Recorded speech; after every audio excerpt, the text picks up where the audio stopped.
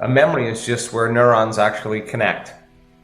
So you learn a bit of information, right? You learn how to ride a bike. You read a book about it. You read a book on how to cook Mandarin cuisine. You read a book on how to dance the salsa. All of that information is stored in your thinking neocortex, right? So it's philosophical. So a person has a trauma, right? The stronger the emotion that they have from that event, the more altered they are inside of them, the more the brain freezes a frame and takes a snapshot. And that's called the long-term memory. And that image, or those series of images, are embossed neurologically in the brain. So the stronger the emotion, the more we pay attention to the cause. And that's what creates the memory. Now here's the problem.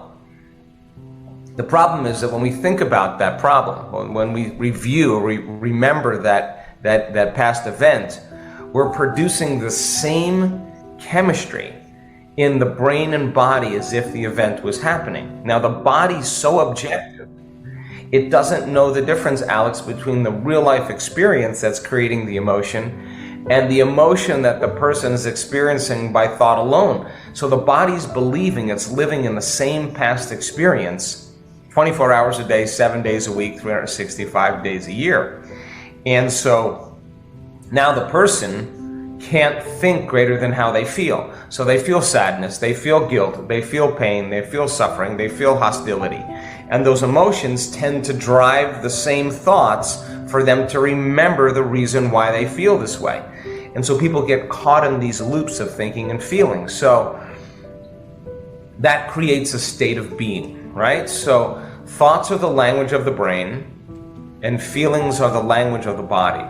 And how we think and how we feel creates our state of being. So without the person knowing this, by reviewing and remembering the problem, they're taking a thought and a feeling, an image and an emotion, a stimulus and a response, and they're conditioning their body emotionally into the past. Now, the trauma does not only exist in the brain, the trauma now exists in the body too as an emotional memory. So if the person can't think greater than how they feel, and they believe that their thoughts have something to do with their destiny, they're thinking in the past. And if you're thinking in the past, you create more of the same life. So we started noticing that when people are altered, when they're angry, when they're frustrated, when they're stressed, when they're fearful, when they're suffering, when they're in pain, the arousal of those emotions switches on a primitive nervous system that causes the brain and body to go into stress or survival. And when we're in stress and when we're in survival, we're always trying to predict the next moment based on what we've learned in the past. And stress is created from the loss of control, the inability to predict what's going to happen, and the perception that things are going to get worse. So 70% of the time, people are living in a state of stress and living in survival. It's not a time to create. It's not a time to open your heart. It's not a time to be vulnerable. It's not a time to learn. It's time to run, fight, or hide. Exactly. So now we were looking at to see what happens to the brain. Well, when we're in stress and that person's in trauma, and they're trying to control everything in their life, they're shifting their attention from one person to another problem, to another thing, to another place, to another object.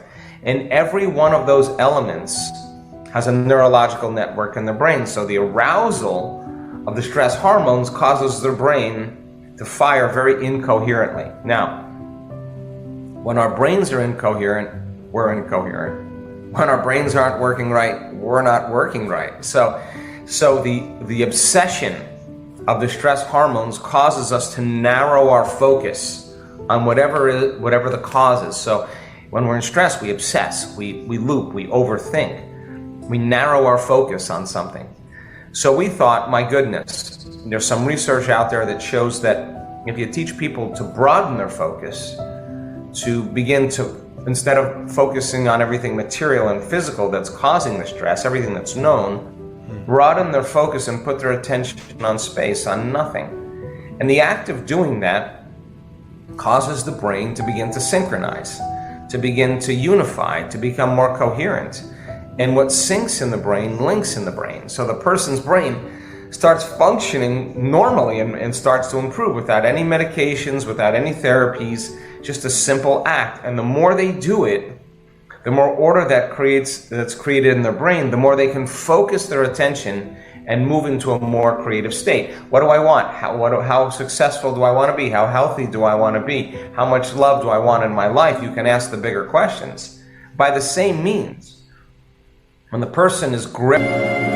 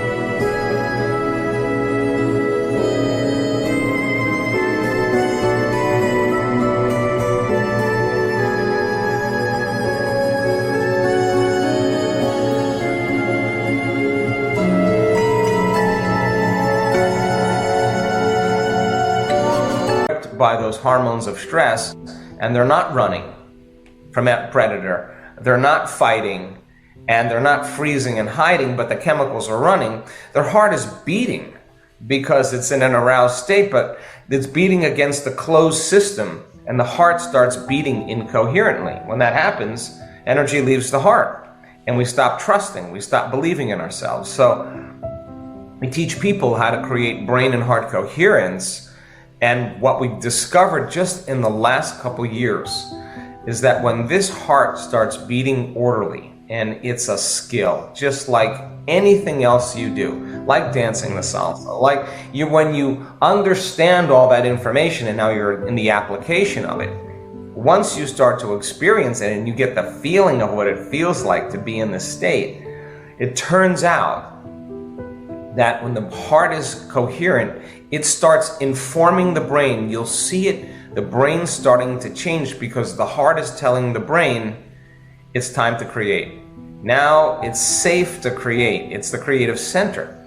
So the person all of a sudden can see a possibility that they never could see before, and they can embrace the emotion of the event, listen closely, before the experience happens. Now this is fundamentally important because most people are waiting for their wealth to feel abundant and worthy. They're waiting for their success to feel empowerment. They're waiting for their new relationship to feel love. They're waiting for their healing to feel gratitude. That's cause and effect. That's waiting for something outside to change, to take away this feeling of emptiness or lack or pain or guilt or whatever.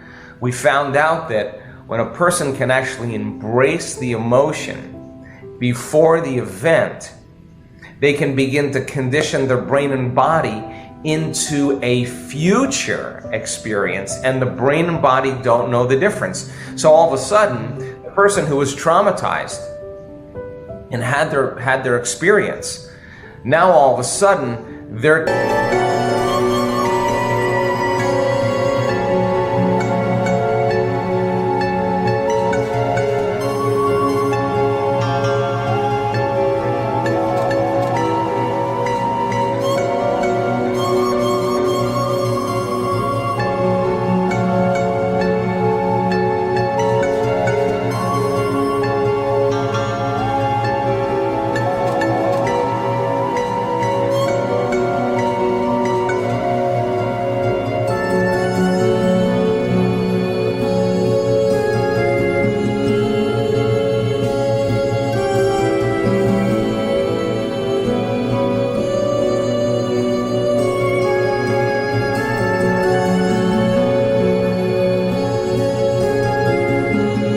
teaching their body emotionally how to live in a new environment, and the body doesn't know the difference between the real life experience and the one that they're fabricating. So in a sense, by creating brain and heart coherence, the stronger the emotion they feel for their new vision of the future, the more they're going to pay attention to the picture in their mind, and they're literally remembering their future. And now there's biological changes in gene expression, in neurological circuitry, in brain coherence, in immune regulation, in digestive balance, in microbiomes, and all the things we measure show the body's now out of survival. It's time for growth and repair. So the side effect of that is we see people with those serious health conditions that were actually initiated because of the trauma. All of a sudden, when they feel that elevated emotion, it's like they've taken their body out of the past into the present moment, and now the body all of a sudden recalibrates. And if the quotient of their excitement for their new life, for their new future, the emotional quotient of their dream is greater than the betrayal or the shock or the trauma, there's immediate reorganization in the brain and an immediate change emotionally in the body. And now the person looks back at their past, and we've interviewed enough people to know this is the truth, and they say, I don't want to change anything in my past. All of that brought me to this moment. And that's the moment the past no longer exists. So people can have a brutal past, where we've had people that have had abuse, physical, sexual, emotional, that have gone through all kinds of abuse, were suicidal, had all kinds of health conditions, and in one instant, one inner experience from the meditative process begins to change everything about the way they see their past. They're seeing it from a greater level of consciousness. They're seeing it from a place of love. They're seeing that all of that had to happen. It makes sense to get to this point. And now they're no longer victimized by their disease. They're no longer victimized by their past. In fact, they'll tell you, that had to happen for me to have my healing. Now, they're in a new state of being. The disease, the trauma exists in somebody else. They've just become somebody different. And so the side effect of that is we've seen blind people see, we've seen deaf people hear, we've seen people in wheelchairs that have been paralyzed from strokes step out of wheelchairs. We've seen people with all kinds of rare genetic disorders that science had no solution for. There it is, and then it's gone. So a crazy time in history for us, because our science is just so compelling to show that it all lives within you.